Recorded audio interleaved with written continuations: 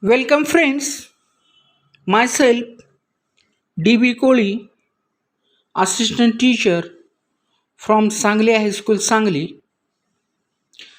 In last video of this lesson of this unit 1, subunit 1.4, name of the lesson is the story of tea.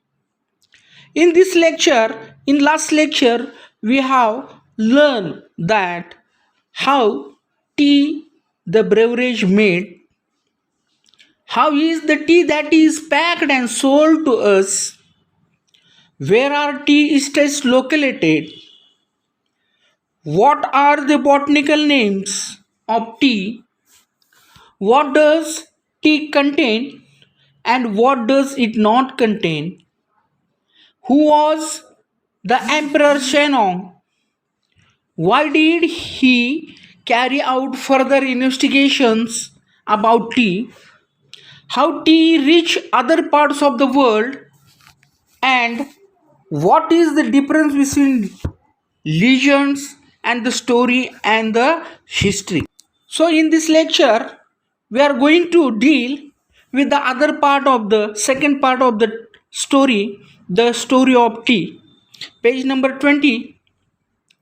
How tea did first come to India?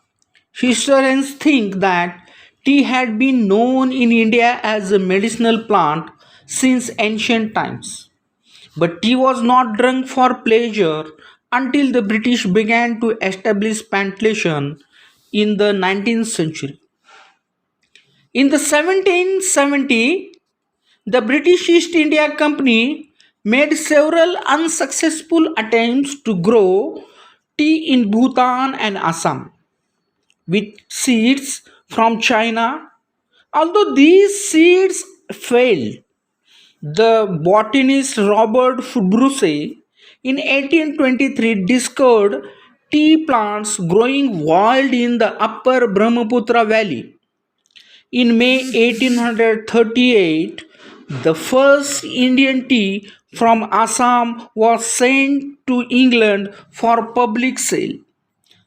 Since then, India has gone on to become one of the leading producers of tea in the world. Tea lovers claim that tea may be able to reduce the risk of cancer, control blood pressure, fight viruses in our body, and actually help us live longer. Our body produces chemicals called free radicals. They can damage our body and our health. Tea contains antioxidants called flavonoids. Scientists believe these help to protect our system against free radicals. For many people, tea is a popular drink to have with friends. In many countries around the world, tea drinking is an important social occasion. Japan, China, Russia, and Korea have special tea ceremonies and traditions. These ceremonies give people the time to relax and enjoy the taste and the smell of the tea. Most people in Japan belong to a tea club where they go every week to take part in the tea ceremony. Ordinary people also feel that tea ceremonies are spiritual occasions that are closely associated with their religion. Tea, they say, is a healthy, enjoyable, and stimulating drink full of good qualities. It reduces loneliness and calms your heart. It is the comfort in everyday life. Many Koreans today still have ceremonies for important occasions, including special birthdays and anniversaries. In most areas of China, the tea is made in small clay teapots. At tea ceremonies, cups are only half filled. The Chinese believe that the tea of the cup must be filled with friendship and affection. In Russia, tea is made and served in samovars, a special Russian tea kettle made of metal. Vietnam produces special varieties of tea such as lotus tea and jasmine tea. In Japan, tea is made using powered green tea called matcha. The tea is mixed with boiled water using a bamboo whisk and served in small bowls. And how about India? A cup of tea is offered to any guests or visitors as a token of hospitality, even in the humblest of homes. Most Indians like their tea hot with a good deal of milk and sugar in it. In the rainy season, it is brewed with ginger to give it additional medicinal properties. Other add spices like cardamom, cloves, or mace to add to its taste and flavor.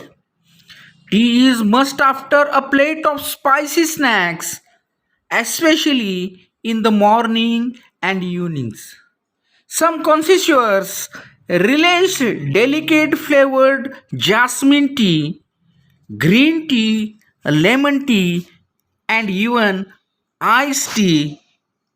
How about you? मित्रांनो, मागच्या लेक्चरमध्ये आपण पाहिलेलं आहे की चहा हा पेय कसा निर्माण झाला, तो आपल्यापर्यंत कसा पॅक केला गेला, आपल्यापर्यंत कसं पोचला गेला, चहाचे मळे कोणत्या कोणत्या प्रांतात आहेत, चहाचे वनस्पतीय नाव काय आहे, चहामध्ये कोणते पदार्थ आहेत, कोणते पदार्थ नाहीत, कोणता चायनाचा शहेनशाह होता शेनशॉंग, त्यानं काय केला, त्यानं कोणतं संशोधन केला, आणि चहा वेगवेगळ्या देशाच्या किंवा वेगवेगळ्या जगाच्या भागामध्ये कसा चहा पोचला गेला.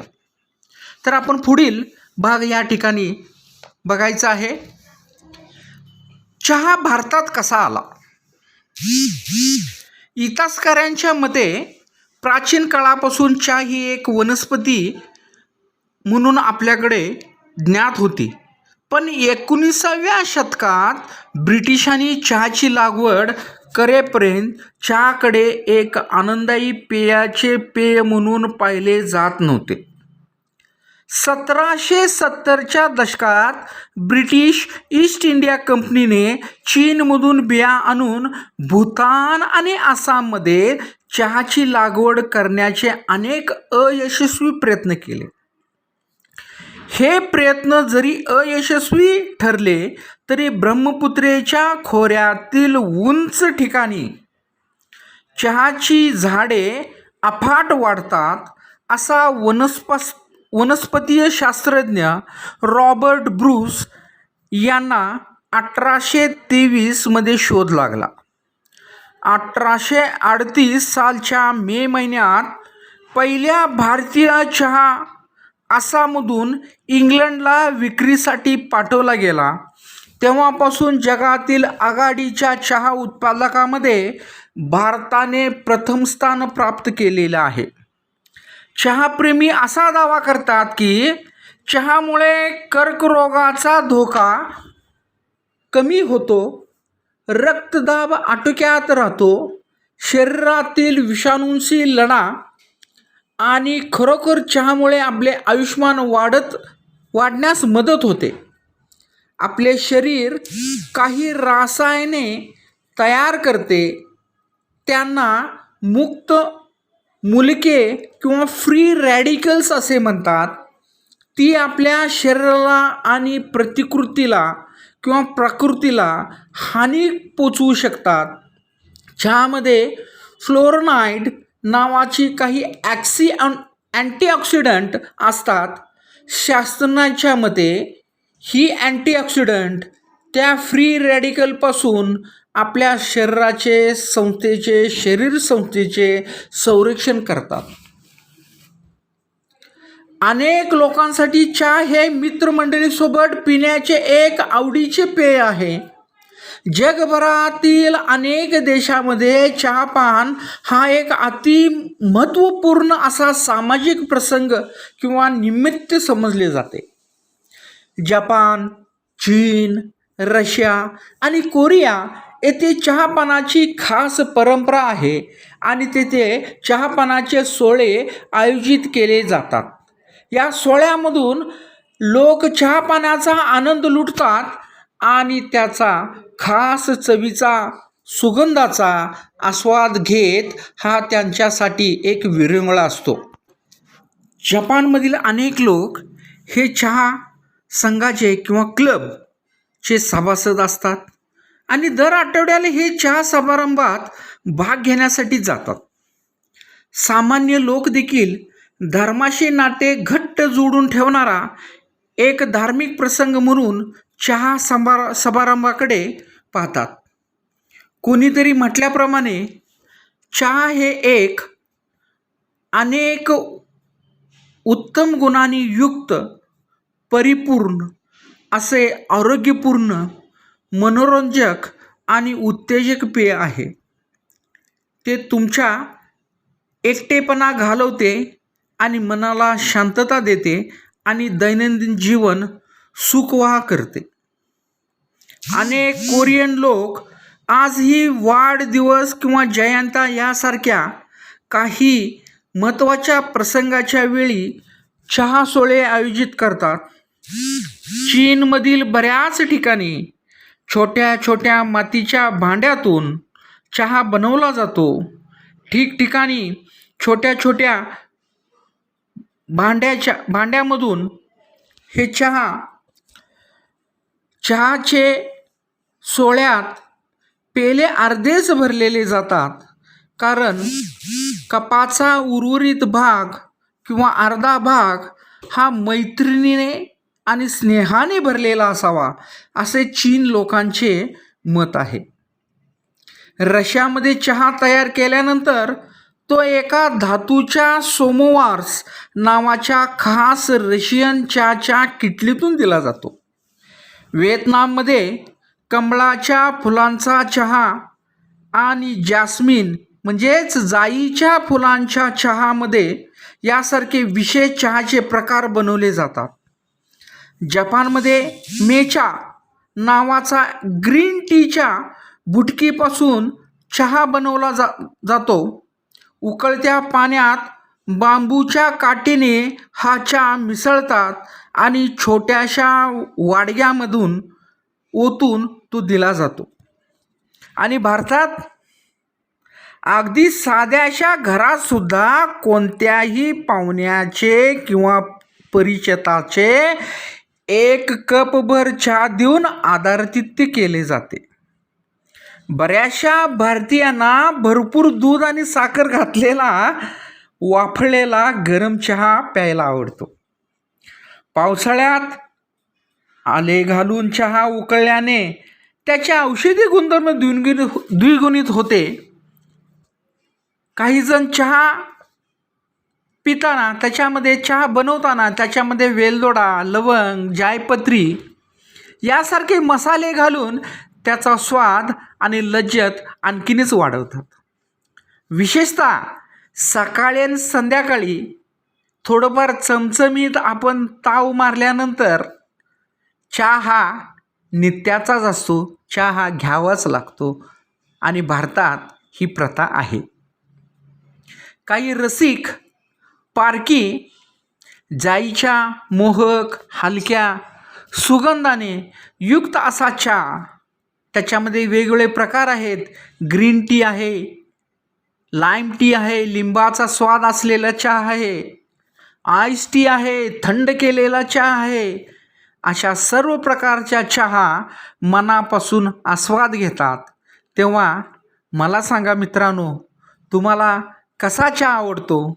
ह्या लॉकडाऊनच्या पिरियडमध्ये, ह्या कोविडच्या पिरियडमध्ये WHO यांनी डिक्लेअर केलं होतं की गरम पेय प्या, वारंवार चहा प्या, चहामध्ये मसाले पदार्थ घाला, जेणेकरून आपली प्रतिकारशक्ती वाढत जाईल. आणि आपण भारतीयांनी खरोखरच अशा पद्धतीचं उपक्रम चालू केलं.